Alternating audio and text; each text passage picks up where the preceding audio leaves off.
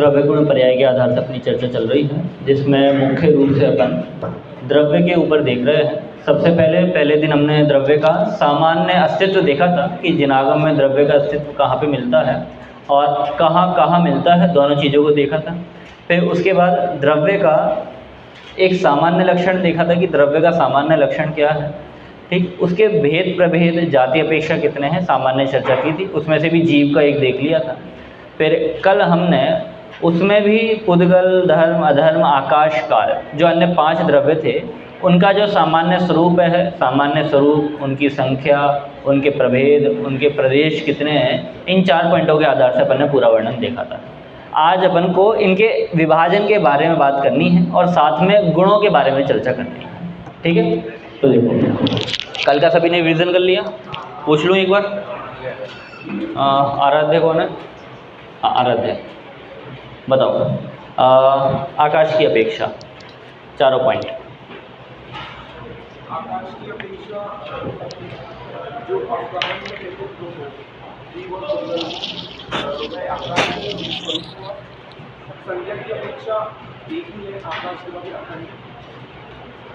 एक कभी 2 माने गए हैं, आकाश और अनुपाकाश। बहुत बढ़िया। और प्रदेश की अपेक्षा अनुपाकाश असंख्यात प्रदेश है और अनुपाकाश। बहुत सुंदर, बढ़िया। बैठो। चलो एक प्रश्न मैं और पूछ लेता हूँ। कल शायद से क्लास में तो नहीं पूछा था, क्लास के बाहर पूछा था, स्वयं ने पूछा था। प्रश्न ये है कि आकाश द्रव्य का काम है अवगाहन देना, ठीक है। अब जीव भी अवगाहन दे रहा है, धर्म भी अवगाहन दे रहा है, पुद्गल भी दे रहा है, तो अंतर क्या हुआ? फिर हमने आकाश का वो गुण क्यों बनाया, वो लक्षण क्यों बनाया? समझ में आया प्रश्न? एक बार दोबारा दोहराता हूँ, पहले प्रश्न समझना। देखो, जैसे जीव का तो हमने ज्ञान बनाया, अब वो ज्ञान पुद्गल में नहीं पाया जा रहा है, बाकी किसी द्रव्य में नहीं पाया जा रहा, तो हमने उसको बना लिया, स्वरूप के अंदर गिन लिया। पर वैसे ही अवगाहन शब्द, अवगाहन जो अपन ने हेतु बनाया, वहाँ पर आकाश द्रव्य में भी वो पाया जा रहा है, जीव में भी पाया जा रहा है, पुद्गल, धर्म, अधर्म, काल, सब में वो पाया जा रहा है। तो हमने अलग से आकाश का ही वो गुण क्यों बनाया, ये लक्षण क्यों बनाया? चलो 3-4 हाथ तो खड़े हो रहे हैं, और कोई गलत आएगा तो भी चलेगा। हाँ, समय। आकाश द्रव्य अवगाहन दे रहा है और बाकी द्रव्य अपने में अवगाहन ले रहे हैं, ऐसा। चलो, बाकी द्रव्य अपने में अवगाहन ले रहे हैं, आपकी बात मैंने मान ली, ठीक है। आकाश ने अवगाहन दी तो आपको दे दी, आपने तो जगह घेर ली। फिर अब आकाश द्रव्य आपके अंदर दूसरे को अवगाहन दे सकता है? मतलब एक द्रव्य में दूसरे को घुसेड़ सकता है? फिर समस्या पैदा हो जाएगी। बैठो, अच्छा प्रयास था, और करो करो, गलत होगा तो चलेगा।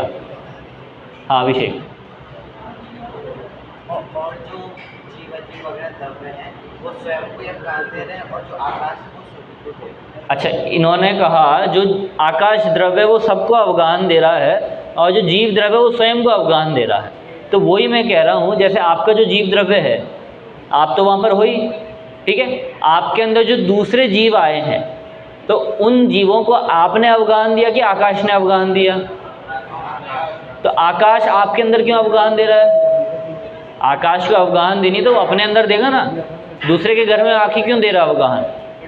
कि भैया हमारे घर में मेहमान आए हमारे यहाँ, हम पड़ोसी यहाँ रुकवा दें बिना पूछे, हो सकता है ऐसा? फिर बैठो। हाँ, पीछे संकेत। प्रश्न तो आया ना सबको समझ में? हाँ,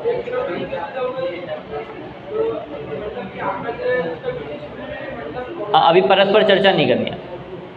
अरे स्वयं जैन खनिया दाना वालों, परस्पर में चर्चा नहीं करो, कोई बात नहीं।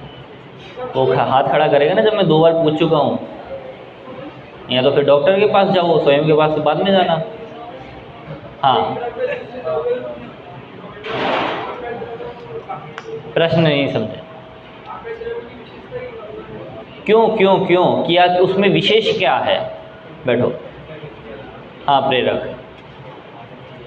मेरा एक दादा के क्वेश्चन में आया था कि जो शक्ति शब्द है वह गुण, धर्म और शक्ति इन तीनों के लिए प्रयोग होता है। जो हमने आकाश में अवगाहन शक्ति ली वह गुण के अर्थ में है, और सभी द्रव्यों में अवगाहन रूप शक्ति है। तो शक्ति है, इस कारण से वो और द्रव्यों को अपने अंदर अवगाहन दे सकते हैं। और जो आकाश द्रव्य है उसका वो गुण है। चलिए अच्छा, मतलब एक समझ में तो आया। आप प्रवचन अच्छे से सुनते हैं। 3 चीज़ कौन से प्रवचन में आई थी नहीं पता, दादा जी कब आई थी?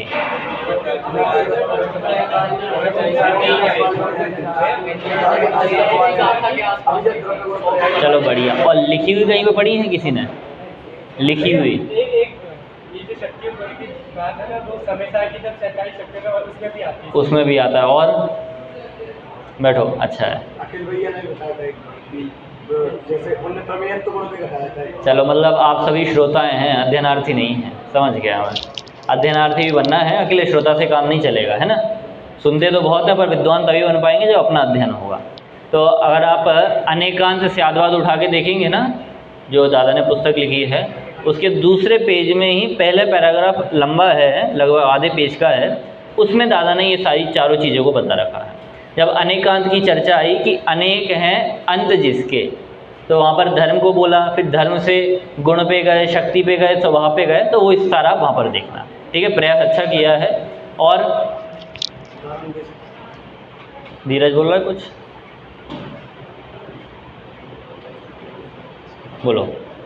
ये जो उसके जीव आदि 5 द्रव्यों की खुद की शक्ति है और आकाश का ये संपूर्ण गुण है, जिससे हम उस जाति को पूरा अलग कर रहे हैं। जैसे अब जीव का ज्ञान दर्शन हमने अलग से गुण बनाया है, तो सभी द्रव्यों में वो तो एक शक्ति है कि प्रमेयत्व गुण है। हाँ, तो और ऐसे क्रियावती शक्ति में भी घटित होगा कि धर्म द्रव्य में चलाने की गुण तो है, परंतु अगर सब द्रव्यों में क्रियावती शक्ति नहीं हो। चलो प्रवचन नहीं है, उत्तर है ना। प्रयास अच्छा किया है, अपने 5 द्रव्यों से थोड़ा सा अलग करने का प्रयास किया है वहाँ पर अभी हमें इतना चाहिए कि इसमें विशेष क्या है। मतलब वो अवगाहन जीवादिक में भी पाया जा रहा है, वही अवगाहन आकाश में भी पाया जा रहा है, तो दोनों में अंतर क्या है। देखो, मैं आपको इतनी बार इसलिए पूछ रहा हूँ जिससे आप सोचो, केवल सुनो नहीं। ये आपको सोचने का समय दे रहा हूँ मैं। अगर अपन सोचेंगे तो वो चीज़ अपन को जल्दी समझ में आएगी, केवल सुनेंगे तो समझ में नहीं आएगी। ठीक है, हाँ नहीं का कैसा आकाश है तो अपने अंदर जीवों को रहने का स्थान दे रहे, बाकी जीवादिक जो द्रव्य है वो अपने साथ स्थान दे रहे हैं। अच्छा, तो मतलब ऐसा है कि आकाश कह रहा है मेरे अंदर आ जा, और जीव कह रहा है आजा बाजू में बैठ जा, ऐसा। तो मतलब जो निगोदिया जी हैं वो अपने अंदर नहीं है, बाजू में बैठे हुए हैं।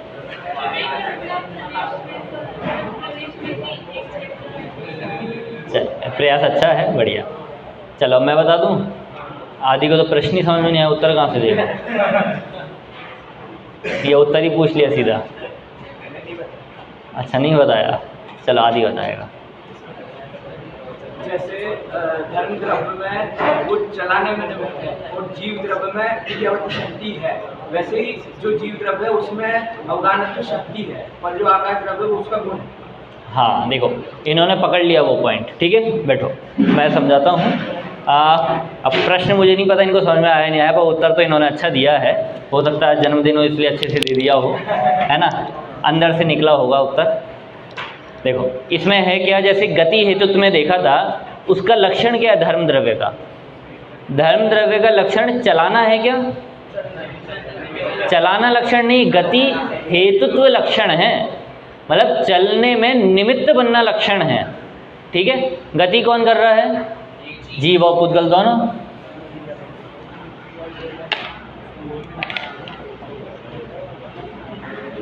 गति,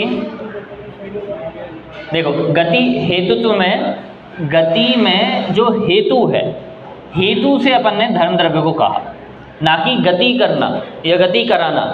तो वैसे ही आकाश द्रव्य का लक्षण अवगाहन, अवगाहन नहीं है।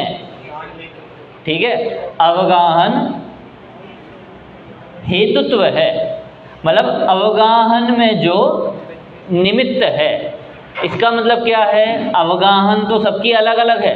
जैसे गति पुद्गल की अलग हो रही थी, जीव की गति अलग हो रही थी, उसमें केवल ये निमित्त मात्र बन रहा था। तो वैसे ही अवगाहन, जीव द्रव्य का अवगाहन स्वयं का है, उसमें ये निमित्त बन रहा है। अब इस जीव के अंदर भी जो दूसरे जीव आके रह रहे हैं, उनका अवगाहन स्वयं का है, उनकी शक्ति स्वयं की है, उसमें केवल निमित्त बन रहे हैं ये उस एरिया को लेने में।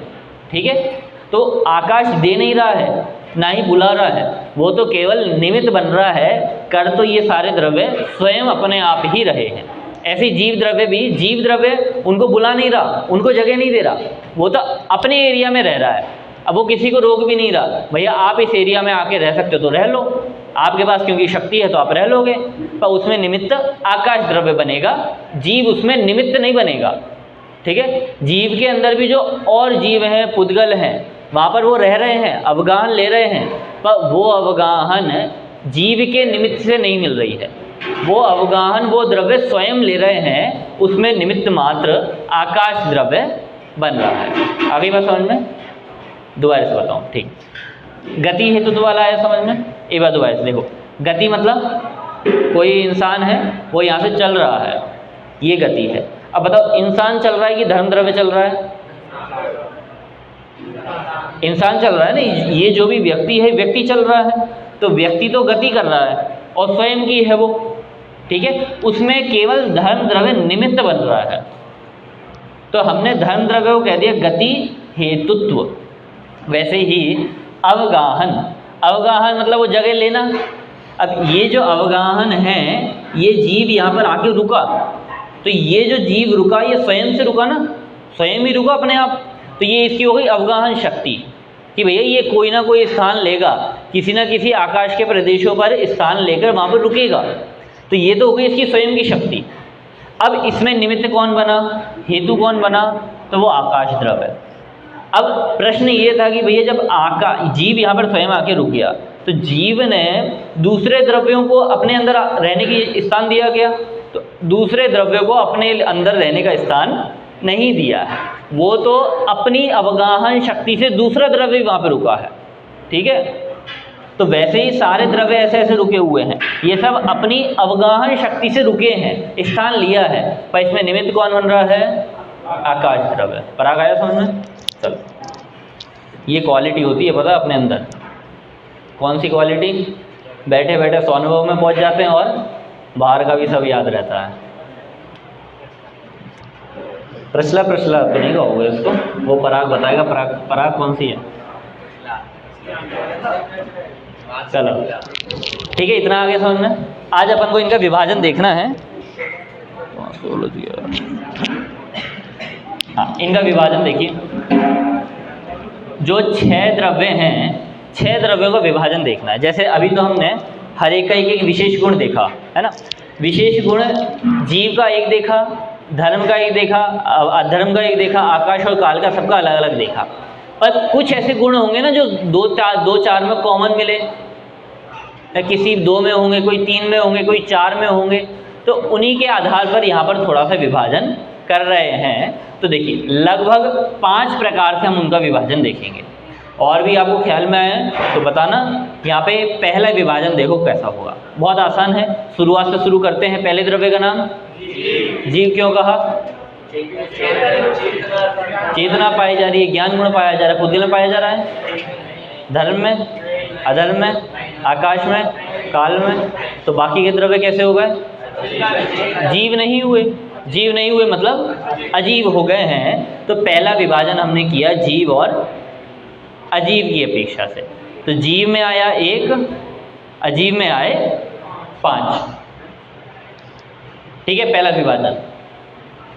ये लिखना, भले ही आपको याद हो पर फिर भी लिखना, ठीक है। जैसे एक बार हमारे पास पूरा सिस्टमेटिक हो जाता है तो अपन को बाद में कभी खोल के देखना हो, या वही चीज़ अपन को दिमाग में बैठी रहती है, याद रहती है।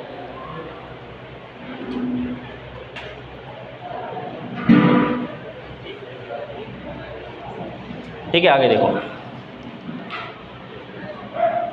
दूसरा, जैसे यहाँ पे हमने जीव के आधार से देखा, अभी अपन जीव को नहीं छोड़ते, अभी जीव को लेके चलते हैं। ठीक है, जीव और अन्य 5 द्रव्यों में ही ऐसा अंतर करें, या तो हम दूसरे नंबर पर बढ़ जाते हैं, पुद्गल पे बढ़ जाते हैं। ठीक है, एक जीव का देख लिए, दूसरा पुद्गल का देखते हैं। तो यहाँ पर पुद्गल कैसा है? रूपी है। अच्छा, जीव रूपी है, अजीव सोच के बोलना। सब नहीं है, अभी ये सभी अजीब नहीं है। आगम कहाँ बैठा है? बोलो आगम। नहीं, मैं तो ये पूछ रहा हूँ कि अजीब रूपी है कि अरूपी है? अजीब रूपी है, बहुत बढ़िया। बैठो। कुंद कुंद, मुझे बस नाम याद हो गए, चेहरे से याद नहीं हो जाएंगे धीरे धीरे। हाँ कुंद। अजीब, अजीब, अजीब अरूपी है।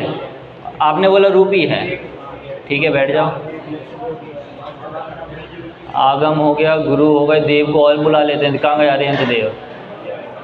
कहाँ है? हाथ उठा लिया करो यार। दोनों हैं। अजीब का पूछ रहा हूँ मैं।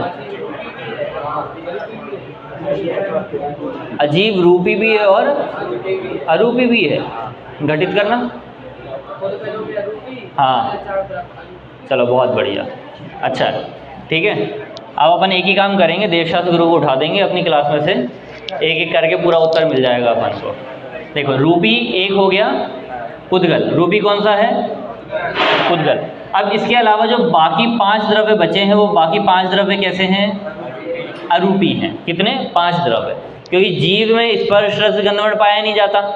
हमने इन्हीं 4 को रूप कहा था, इन रूप वाला रूपी कहलाएगा। तो जीव में वो 4 गुण ही नहीं है, तो वो रूपी कहलाएगा नहीं। अधर्म द्रव्य में नहीं है, धर्म द्रव्य में नहीं है, आकाश द्रव्य में नहीं है, काल द्रव्य में नहीं है, पुद्गल द्रव्य में नहीं है। पुद्गल में तो है। ठीक है, तो ये दूसरा विभाजन हो गया। अब इन दोनों के आधार पे एक विभाजन कर लेते हैं। एक जीव के आधार पे किया, एक पुद्गल के आधार पे किया। अब एक विभाजन अपन करते हैं इन दोनों के आधार पर, तीसरे नंबर पर। बताओ क्या हो सकता है, सोचो।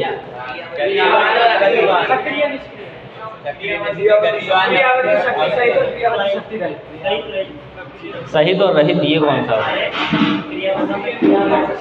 हाँ ठीक है, आपने अलग अलग शब्दों में बोला है, अपन उनमें कुछ भी कर सकते हैं, पर जो शब्द अपन ने पढ़ा उसके आधार से करते हैं। ठीक है, एक तो क्रियावती शक्ति वाले, ठीक है, क्रियावान, या तो क्रियावान भी कर सकते हैं, ठीक है। और दूसरे हैं, इनके लिए शब्द आता है भाववती शक्ति, है ना। भाववती, जैसे क्रियावती है वैसी भाववती शक्ति आता है, तो भाववान भी कर सकते हैं अपन। तो क्रियावती से मतलब है जो एक स्थान से दूसरे स्थान तक जा सकते हैं, ऐसे। और कुछ ऐसे द्रव्य हैं जो एक स्थान से दूसरे स्थान पर नहीं जाते हैं, वे नहीं, ये वो वाला भाव नहीं है, मतलब ये वो गुण वाला भाव नहीं है, ये ऐसे विपरीत वाला भाव है ना। वो स्थिर रहना, क्रिया में मतलब एक स्थान से दूसरे स्थान पे जाना, और भाववती शक्ति में मतलब स्थान परिवर्तन नहीं करना, एक स्थान पे है तो वहाँ पर ही वे रहने वाले। ठीक, तो एक हो गई क्रियावती शक्ति, एक हो गई भाववती शक्ति। तो क्रियावती शक्ति में अपने आ जाएंगे 2 द्रव्य, एक आ जाएगा जीव और दूसरा आ जाएगा पुद्गल। और बाकी जो 4 बचे हैं, 4 आ जाएंगे भाववती शक्ति वाले में, धर्म, अधर्म, आकाश और काल। हो गए पूरे? वो चेतन अचेतन जीव में आ जाएगा। इसमें भी कर सकते हैं, ये अच्छा प्रश्न है। अभी ये करते हैं अपन धीरे धीरे। प्रश्न क्या अच्छा पॉइंट बताया, इतना आगे समझ में, मिटा दूँ इनको।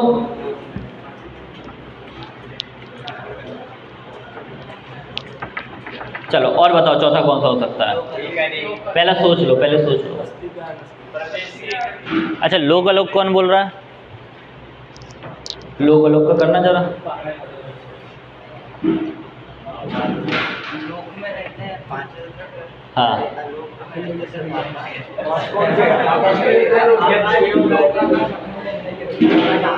तो ये तो आपने आकाश के विभाजन कर दिया, आलोक का विभाजन कहाँ किया है?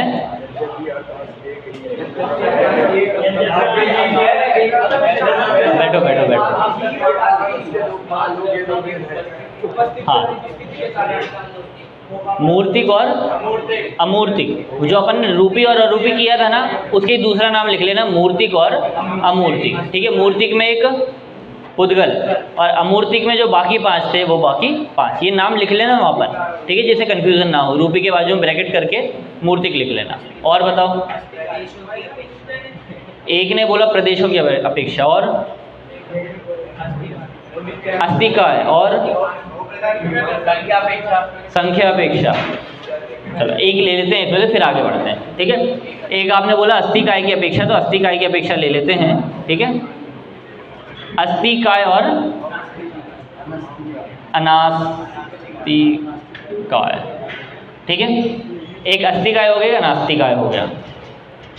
अस्तिकाय का मतलब मैंने कल भी आपको बताया था, अस्थि का मतलब क्या है, और काय का मतलब है समूह।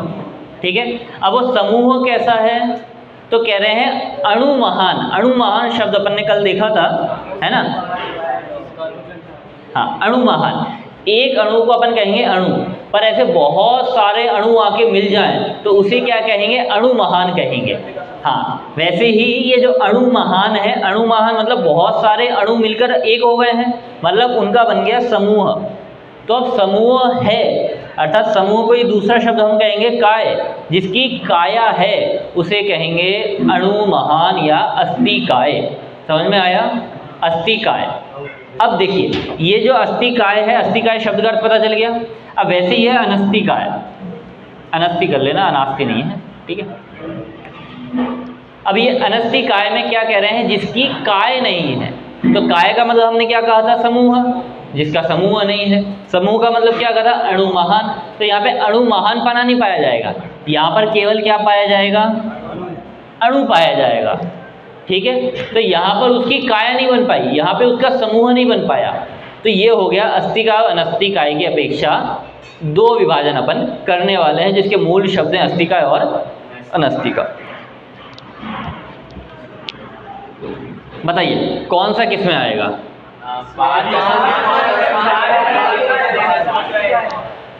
पक्का? लिखूं फिर यहाँ पे क्या लिखूं, काल, अच्छा काल को छोड़कर। ठीक, तो 5 लिख देता हूँ, जीव से लेके आकाश तक, और एक यहाँ पे लिख देता हूँ, एक हो गया अपना काल। ये हो गए अपने एक अस्तिका और एक अनस्तिका। अब इसे ही अपन, जैसे ये जो 5 आया ना, 5 को 5 बोलेंगे और अस्तिकाय बोलेंगे, दोनों को जोड़ देंगे तो क्या बन जाएगा, पंचास्तिकाय बन गया। अब इसी का कोई और नाम बता सकता है अस्तिकाय का? बहुत बढ़िया, बहु प्रदेशी। और इसका कोई नाम बता सकता है? एक प्रदेशी। शास्त्री तो बैठे ही हैं, नहीं आता होगा तो बना के बोल देंगे, है ना। तो देखो, एक प्रदेशी और बहु प्रदेशी। अब इसी को और भी नाम क्या मिलते हैं, देखिए, एक जैसे इसमें बहु लगाया तो बहु की जगह इसको केवल बोलेंगे प्रदेशी। ठीक है, और इसमें एक जो लगाया, एक की जगह बोलेंगे अप्रदेशी। ये जो आपने बोला ये भी गलत नहीं है, ये भी सही है। ठीक है, मतलब बहु प्रदेश पाए जा रहे हैं ना। अच्छा, एक प्रश्न और आया, यहाँ पर अपन ने अणु की चर्चा की थी, ठीक है, और यहाँ पर प्रदेश की चर्चा कर रहे हैं, ऐसा क्यों? दोनों अलग अलग हैं या नहीं हैं? दोनों अलग अलग हैं, फिर दोनों की चर्चा एक साथ क्यों कर रहे हैं? हाथ खड़ा करके, हाथ खड़ा करके। प्रश्न आया समझ में? एक बार दोबारा से, ऊपर अपन ने जब अस्तिकाय की चर्चा देख रहे थे, वहाँ पे अपन ने अणु शब्द पढ़ा था, और यहाँ पर अपन प्रदेश शब्द पढ़ रहे हैं, और बात दोनों एक ही चल रही हैं। तो ये अणु और प्रदेश एक हैं या अलग अलग हैं? यदि एक है तो दिक्कत नहीं है, यदि अलग अलग हैं तो हम इन दोनों का प्रयोग एक दूसरे के स्थान पर क्यों कर रहे हैं, इसका उत्तर आपको बताना है। अच्छा, एक वाले हाथ खड़ा करें, बहुत बढ़िया। अच्छा, कोटा पार्टी पूरा एक वाली है, या एक ने हाथ खड़ा किया तो सबने हाथ खड़ा कर दिया? अच्छा, पीछे पासवाड़ा वाले क्या दोनों? अच्छा, आजू बाजू वाले। सर्वज्ञ बताओ।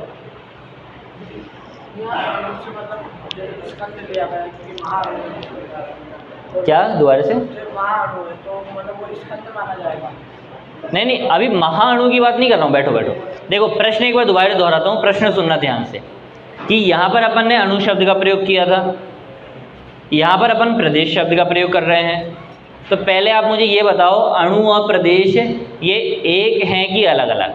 एक वालों ने तो हाथ खड़ा कर दिया, अलग वाले हाथ खड़ा करो। अच्छा, सब अलग अलग हैं। धीरज बोल, चलो हाथ बोलो बोलो। एक है कि अलग अलग?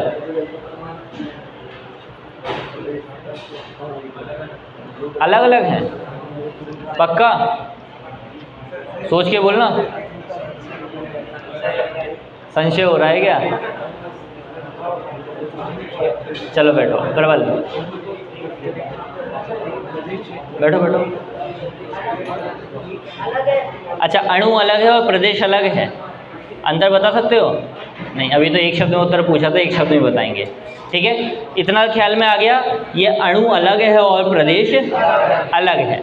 अब दूसरा प्रश्न ये है कि जब ये दोनों अलग अलग हैं तो अणु के स्थान पे हमने यहाँ पे प्रदेश शब्द को क्यों लिया? यहाँ पे अपन ऐसा भी तो लिख सकते थे, बहु अणु, है ना, बहु अणुवह अणु वाला, पर यहाँ पे अपन ने बहु प्रदेश वाला ही क्यों लिखा, बहु प्रदेशी क्यों लिखा?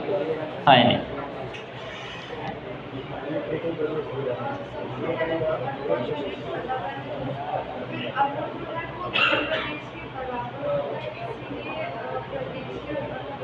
हाँ बहुत सुंदर है। ठीक है, उत्तर बहुत आसान था, कठिन नहीं था। यहाँ पे बोला एक अणु, ठीक है, मान लो एक अणु इतना है, अब हमने उसके स्थान में प्रदेश का प्रयोग किया तो प्रदेश भी ये अलग है। ठीक है, पर इन दोनों में कॉमन क्या है? तो जितना बड़ा ये अणु है ना, उतना ही बड़ा ये प्रदेश है।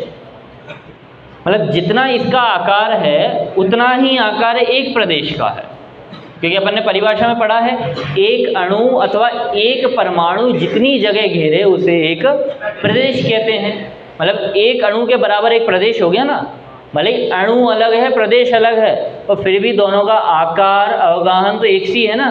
तो इसलिए हमने अणु के स्थान पर यहाँ पर प्रदेश का प्रयोग कर दिया है। ठीक है, अब ये मैं आपको इसलिए बता रहा हूँ कि हम उस प्रकार से सोचें, जब हम अध्ययन करेंगे ना तो ऐसे प्रश्न हमारे चित्त में आने चाहिए कि भैया वैसे तो सामान्य पढ़ते जाएंगे, हमें कोई शंका नहीं होगी, पर यहाँ पर ऐसा क्यों लिखा है? जब आप शंका उत्पन्न करोगे तो आपको उत्तर मिलेगा, अगर शंका उत्पन्न ही नहीं करोगे तो उत्तर नहीं मिलेगा। ठीक है, तो जितनी शंका हो सके उतनी उत्पन्न करना। अभी आगे बढ़ते हैं। देखो, बहुप्रदेशी और एक प्रदेशी, अब इसी को हम दूसरे शब्दों में कह सकते हैं, एक तो प्रदेशी और यहाँ पर अप्रदेशी। ठीक, अब देखो प्रदेशी मतलब प्रदेशवान और अप्रदेशी मतलब प्रदेश से रहित। तो प्रदेश से रहित कौन सा होता है? काल प्रदेश से रहित होता है।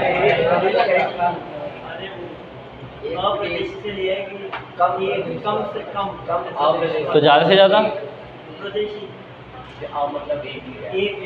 मतलब एक होता है क्या?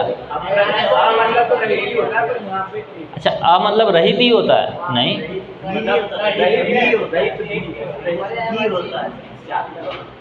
तो रहित भी होता है, तो बाकी के ही कौन से होंगे?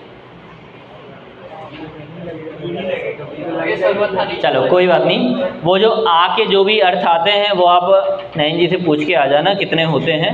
ठीक है, फिर देख लेना उनमें से यहाँ पे कोई सा घट रहा है कि नहीं घट रहा है। ठीक है, यहाँ पर ये जो आ शब्द आया वो नहीं के अर्थ में नहीं आया है। ठीक है, ये आ शब्द का प्रयोग हम एक के अर्थ में भी करते हैं कि भैया एक ही है ना, तो कोई और नहीं है, तो बाकी सबका निषेध करने के लिए हम उसको स्वयं अप्रदेशी कह देंगे। अप्रदेशी का अर्थ मतलब ये नहीं कि प्रदेश से रहित, उसके प्रदेश ही नहीं है। अप्रदेशी का मतलब है केवल एक प्रदेश है, और यहाँ पे प्रदेशी कहें या सब प्रदेशी कहें, तो सब प्रदेशी कहने का मतलब है एक से ज़्यादा है, अनेक हैं। अब इसका विभाजन करना है।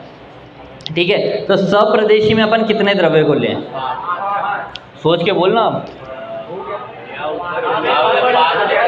मतलब 5 ले सकते हैं। पर मैं कुछ और पूछ रहा हूँ ना। सप्रदेशी में अपन कितने द्रव्य लेंगे? चेतन कहाँ है? बोलो चेतन। सप्रदेशी में कितने द्रव्य लेंगे अपन? बैठे बैठे बोलो फटाफट। अच्छा ऑप्शन दे देता हूँ मैं, ठीक है। 1 2 3 4 5 6।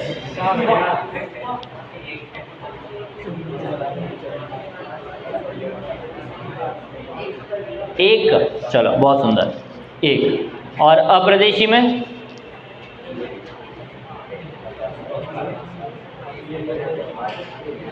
कितने? 5, बहुत सुंदर। चलो अब एक द्रव्य कौन सा है सप्रदेशी में?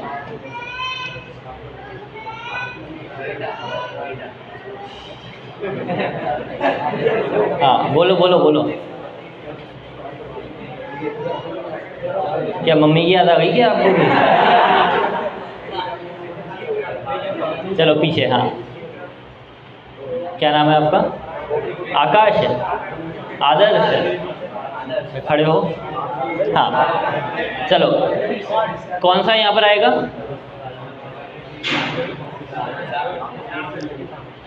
आपने बोला सप्रदेशी में एक द्रव्य है, एक द्रव्य कौन सा? जीव। और पुद्गल? चलो बैठो मैं बताता हूँ, ठीक है। अब प्रश्न उत्तर में बंद करता हूँ वरना अपना विषय तो पूरा कभी हो ही नहीं पाएगा। देखो जल्दी से, सप्रदेशी में 5 द्रव्य आएंगे, जीव, पुद्गल, धर्म, अधर्म और आकाश। ये क्यों लिया? क्योंकि इन सबके एक से ज़्यादा प्रदेश हैं, ठीक है, इसलिए इनको कहा सप्रदेशी। तो जीव के भी कितने प्रदेश हैं? भूल गए इतनी जल्दी? असंख्यात। पुद्गल के? धर्म के? अधर्म के? आकाश के? तो ये सारे कैसे हुए? सप्रदेशी हुए हैं। अब अप्रदेशी में एक है कालाणु, ठीक है, या तो काल द्रव्य का है, क्योंकि काल द्रव्य का दूसरा कोई नहीं है। दूसरा है सब एक प्रदेशी है ना, एक काल द्रव्य एक प्रदेशी है, तो एक प्रदेशी को हम अप्रदेशी भी कहते हैं, ठीक है। तो ये काल हो गया, काल के अलावा कोई और ले सकते हैं? बहुत बढ़िया, ठीक है। पुद्गल की जगह सीधा परमाणु अपन लिख सकते हैं, ठीक है।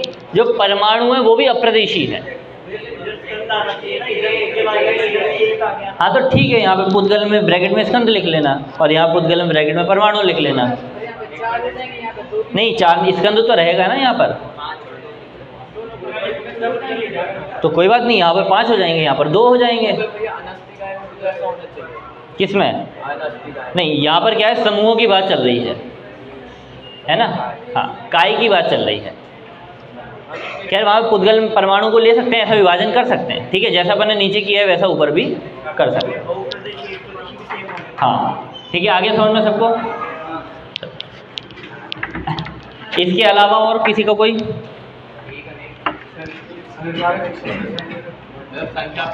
हाँ देखो ये बहुत अच्छा बताया, संख्यापेक्षा, ठीक है। संख्यापेक्षा एक और अनेक में, एक में कौन कौन आएगा?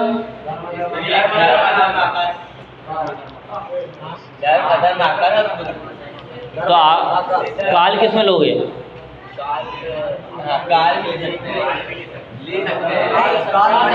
संख्या में तो संख्या आती है ना, इसलिए वो प्रदेशी नहीं पूछ रहे, प्रदेश वाला तो पहले हो चुका, अब संख्या का पूछ रहे हैं, तो केवल 3 आएंगे। 3 में भी धर्म, अधर्म, आकाश, ये 3 यहाँ पर आ गए हैं, बाकी 3 यहाँ पर आ जाएंगे।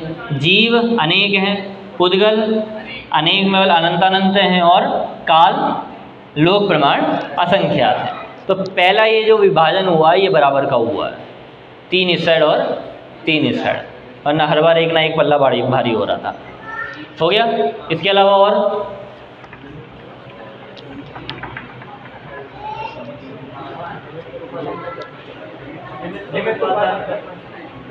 परिभाषा स्वभाव के आधार पे बोल रहे हैं, ठीक है, स्वभाव के आधार पे बोल सकते हैं, ठीक है।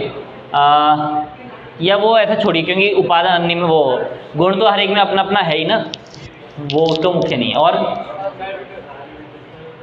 चलो इतना हो गया, ठीक है। यहाँ तक अपना द्रव्य का वर्णन पूरा हो गया है। जितना अपन को देखना था उतना अपन ने देख लिया है। एक एक पॉइंट के आधार से पूरा आपके पास लिखा हुआ है, इसलिए अब उसको दोहराऊंगा नहीं, सीधा अपन गुण पे चलते हैं, ठीक है। जितना समय उतनी चर्चा करेंगे, फिर उसके बाद आगे बढ़ जाएंगे। देखो गुण, गुण अपन किसे कहेंगे?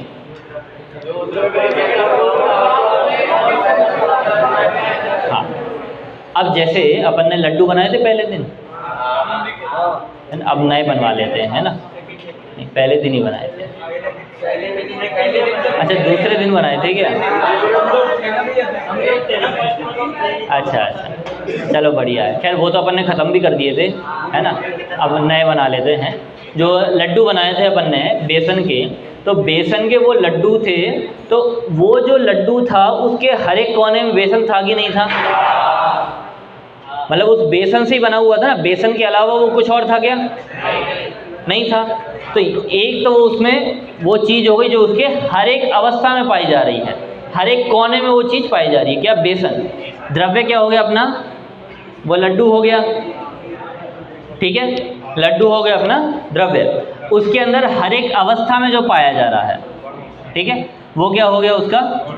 गुण में भी अवस्था विशेष वाला बेसन हो गया, ठीक है। अब इसी में वो जो बेसन था, अब बेसन की भी हर एक जगह पर्याय बदली है, ठीक है। वो पहले जब द्रव्य लड्डू था, लड्डू बनने से पहले उसका अलग ही आकार था, परात में फैला हुआ था, कढ़ैया में गर्म हो रहा था, वहाँ से आया, फिर मम्मी के हाथ में गया तो अनेक प्रकार के उसमें शेप आए हैं। कभी पाँचों की पाँचों उंगलियाँ छपी, तो फिर धीरे धीरे उसको प्यार प्यार से गोल किया, तो अलग अलग अवस्था बन रही है ना। पर हर एक अवस्था में ये बेसन था कि नहीं था? है ना? वो द्रव्य था नहीं था? द्रव्य भी था। तो वो हो गया इसका हर एक अवस्था, और सॉरी ये भाग हो गया, और ये अवस्था। तो हर एक अवस्था में पाया जा रहा है। तो इसमें दो शब्द मुख्य रखना, आप दो शब्द याद रहेंगे तो परिभाषा अपने आप बन जाएगी। जो द्रव्य के समस्त भागों में और समस्त अवस्थाओं में पाया जाए उसे गुण कहते हैं। अब इसमें थोड़ा और देखना, ये जो अपन ने भाग लिखा है, भाग से हम कहना चाह रहे हैं क्षेत्र को, ठीक है, और काल से कहना चाह रहे हैं, अवस्था से कहना चाह रहे हैं हम काल को। अब इससे हमने सारी चीज़ों को समाहित कर लिया है। धर्म के 10 लक्षण आपकी कोर्स में है, उसमें पहला वाला आपने पढ़ा होगा जिसमें 10 लक्षण की सामान्य चर्चा की है। उसकी स्टार्टिंग कोई बता सकता है मेरे को? हाथ खड़ा करके। चलिए, बहुत सुंदर, ठीक है। उसकी स्टार्टिंग होती है कि हम अनेक पर्व मनाते हैं, सब कोई किसी में कुछ खाता है, तो खाने पीने वाले होते हैं, ऐसे वैसे पर्व होते हैं। पर ये वाले पर्व खाने पीने के नहीं, अलग ही हैं। फिर पर्व के बारे में बताया कि पर्व 2 प्रकार के होते हैं, 3 प्रकार के होते हैं। फिर उसी में हम आगे बढ़े तो वहाँ पर बात आई कि ये जो पर्व है 10 लक्षण पर्व, ये कोई घटना विशेष पर्व नहीं है। ये कैसा है? शाश्वत पर्व है। और शाश्वत में भी कैसा है? तो वहाँ पे 2 शब्दों का प्रयोग है, सार्वभौमिक और सार्वकालिक। क्या है? सार्वभौमिक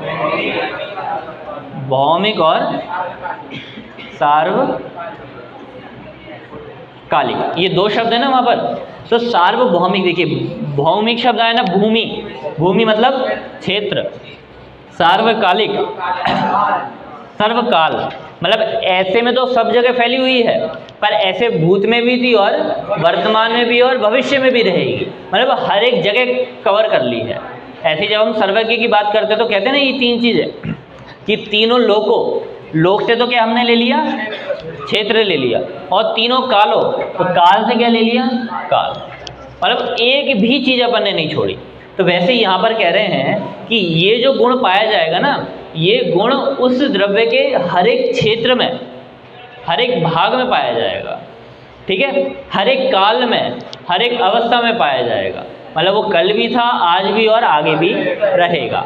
जैसे एक उदाहरण पे घटित करके देख लेते हैं। ज्ञान गुण है अपना, ठीक है। ज्ञान गुण क्षेत्र पे घटित करें, यहाँ पर हूँ तब भी रहने वाला है, नीचे 7वें नरक में पहुँच जाऊँ तो भी रहने वाला है, सिद्धिशिला में पहुँच जाऊँ तो भी रहने वाला है, या निगोदिया बन के त्रसनाड़ी के बाहर पहुँच जाऊँ तो भी रहने वाला है। ठीक है, तो ये तो हमने क्षेत्र की अपेक्षा देखा स्थान विशेष में, हर जगह वो ज्ञान गुण रहेगा।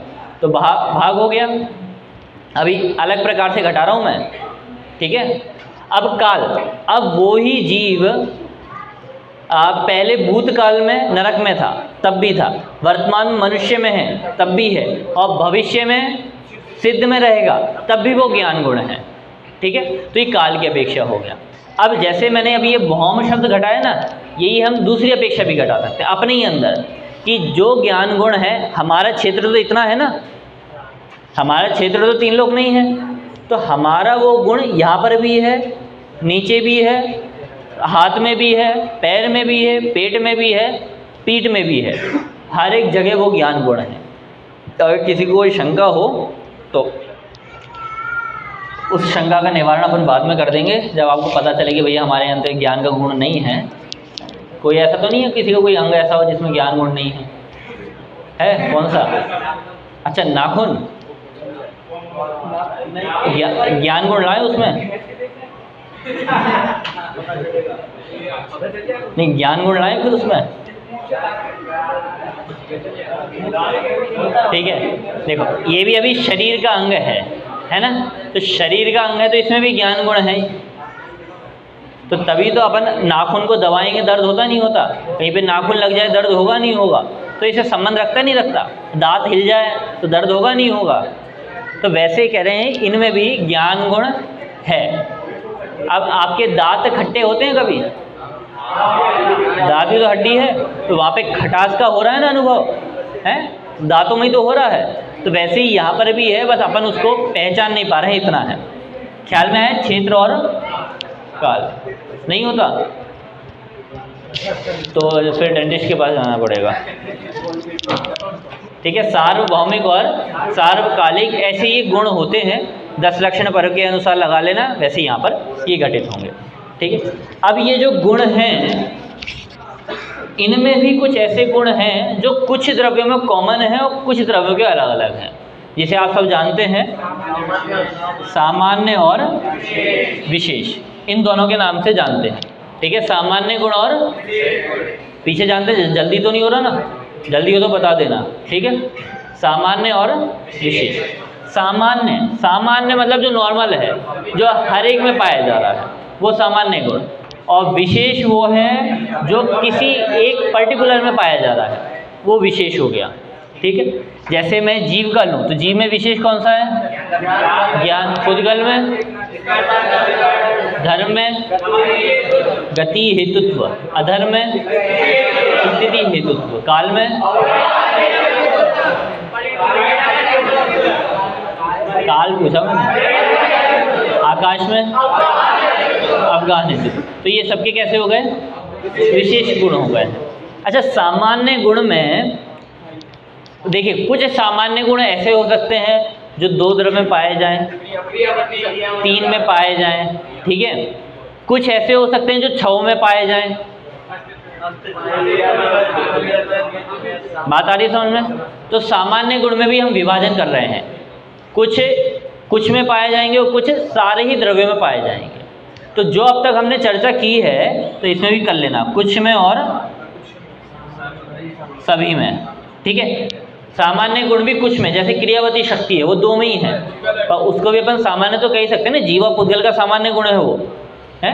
वैसे ही एक और अनेक देखा था अपन ने, तो एक बना धर्म, धर्म और आकाश, इन 3 में पाया जा रहा था, तो इन 3 का वो सामान्य हो गया, और बाकी का विशेष हो गया कि वो नहीं, बाकी के 3 के अनेक हो गए हैं, वो उनका अनेक बना भी गुण है, स्वभाव है, शक्ति है, उनमें ले लेना जो भी हो, जिसका भी हो। ठीक है, पर है तो उनके अंदर ना। तो वैसे ही यहाँ पे कहा कुछ और सभी, तो कुछ में तो अभी हमने देख लिए जो हम पहले पढ़ के आए थे। अब सभी में भी अलग अलग प्रकार से 6 हैं। नाम याद है सबको? अच्छा, किसको नाम याद नहीं वो हाथ खड़ा करे, जल्दी जल्दी जल्दी, 4 मिनट ज़्यादा हो गए अपने।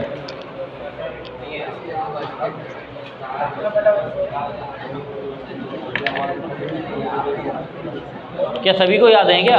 पूछ लूँ फिर? हाँ, धीरज के बाजू में कौन है इस साइड? क्या नाम है? अथर्व। हाँ, बताओ 6 सामान्य गुणों के नाम। बहुत बढ़िया।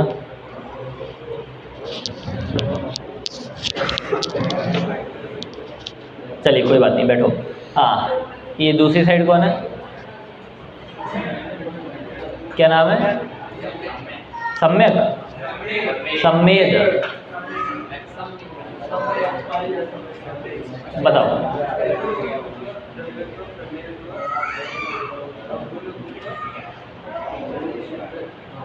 प्रदेशत्व, बहुत बढ़िया।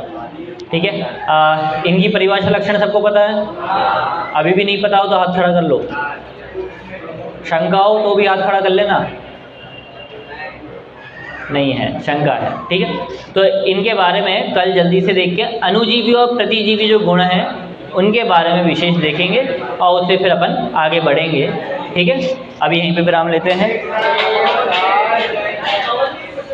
अनंत धर्म कर लें, अंतिम मंगल। तत्त्वं पश्यन्ति प्रत्यगात्मना अनेकान्तर्मयी मूर्तिर्नित्यमेव प्रकाशताम्।